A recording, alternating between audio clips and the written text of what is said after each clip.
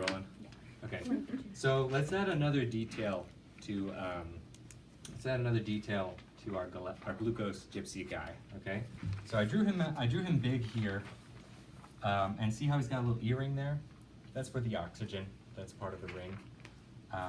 And then he's holding up a little Star of David here.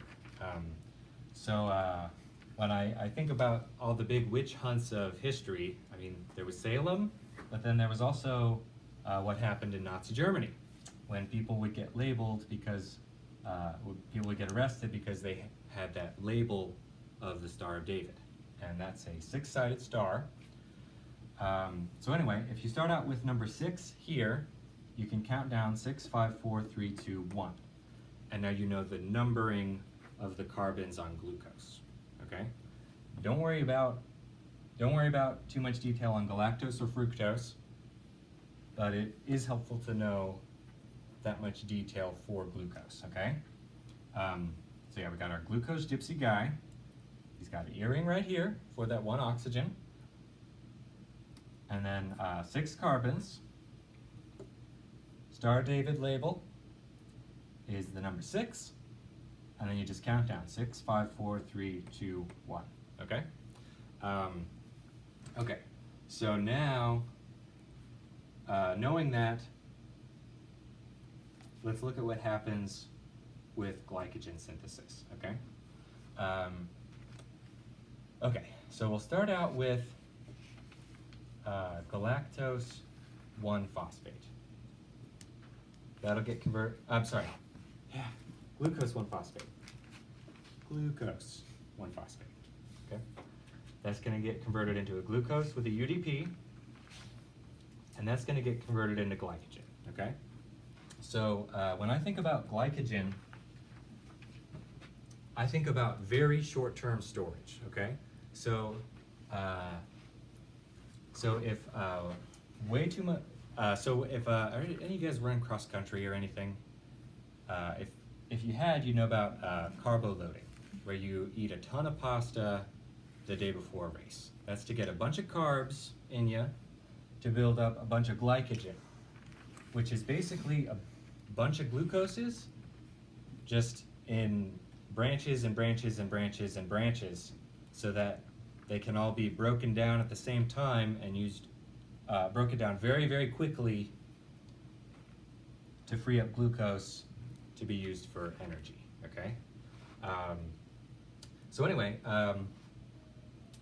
let's say there are way too many glucoses in the cell, and they decide to shift towards making glycogen. Well, the witch hunters, they have to do something with all these glucoses, right? They have to do something with all the sugars.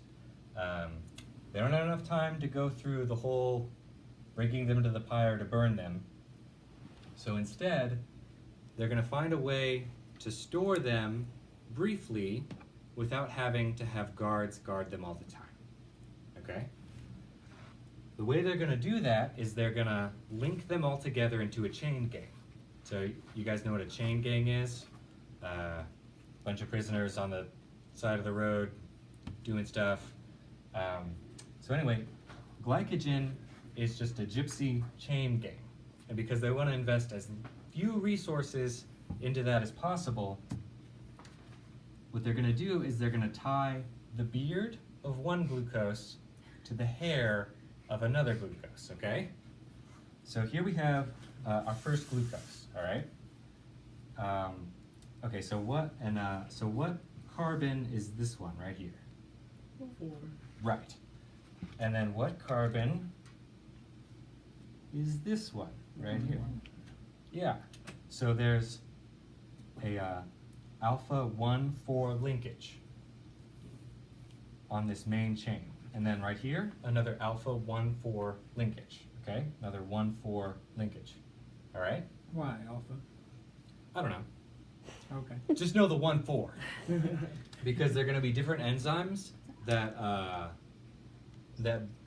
break them depending on what kind of linkage it is. So anyway, just like if you were at the DMV and there was only one clerk, it would go really, really slow, right? So the obvious solution is to open up multiple lines, right?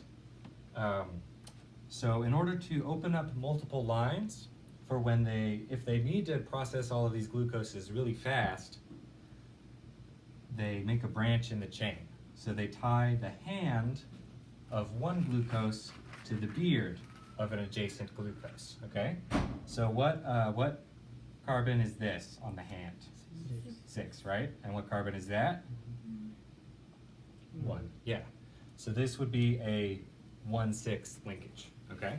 So the branch is a 1,6, and then on top of that, they just tie more beards to hairdos, and they make a whole chain of that. And then they can add on a third and a fourth, and to hundreds of branches, just tying all these glucoses to each other in a chain gang for very short-term storage. So between, coming off the bottom, little gypsy, Mhm. that's the 1 to 6 alpha. Yeah, that would be 1 to One, 6. one right there, because it's Yeah. off. 1 Yep. to carbon 6 alpha linkage there. Yeah, a 1,6 Yes. linkage. Yes. Where's my black pen go? You guys see my black pen?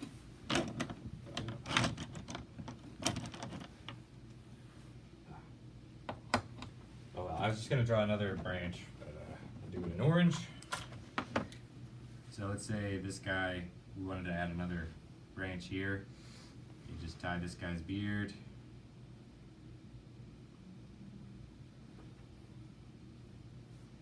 Some hair in there.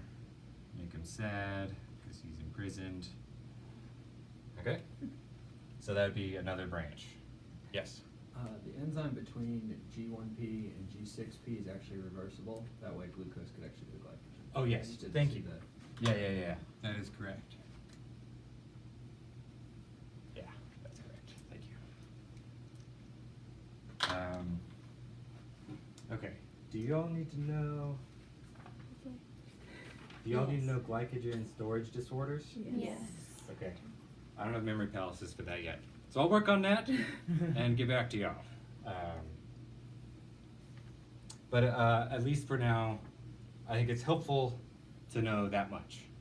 And y'all can use that to study, and I'll also try to put some stuff together for you.